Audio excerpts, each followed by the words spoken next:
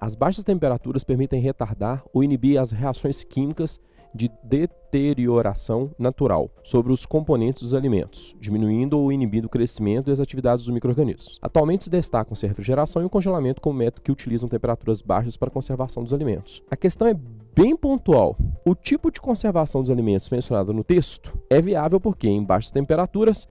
Então ele está me perguntando, em baixas temperaturas, por que o alimento se conserva? Vamos fazer o seguinte, vamos relembrar este gráfico aqui, ó, em que a gente tem nesse eixo a temperatura e aqui a atividade enzimática. Vamos colocar assim, ó, ação enzimática.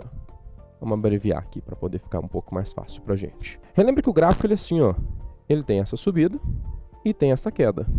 O que acontece neste gráfico?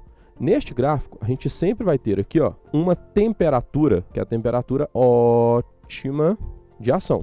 Repare que neste gráfico existem dois comportamentos bem distintos. Existe uma parte do gráfico que vai fazer o seguinte, que quando eu continuar a aumentar a temperatura, ocorre uma queda da atividade enzimática. Então essa parte aqui, ó, como é que a gente explica essa parte? A gente explica via desnaturação.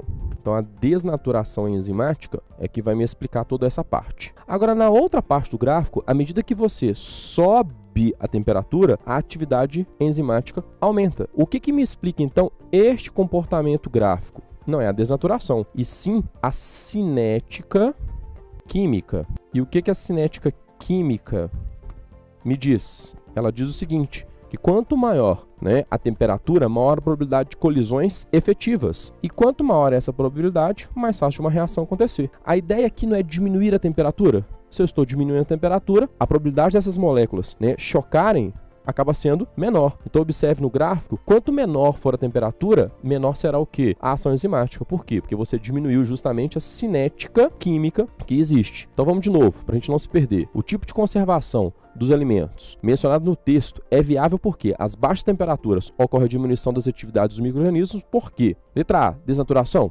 Não, é a outra parte do gráfico. Tá? Inibição na síntese de aminoácidos essenciais? Não tem uma relação direta com a síntese de aminoácidos. Alteração na energia de ativação dos substratos? Não. Prejuízo no metabolismo dependente das enzimas? Opa, interessante essa. Por quê? E justamente é a resposta. Porque quando eu diminuí a temperatura, eu diminui justamente a cinética química. Ok? Então, resposta, letra D.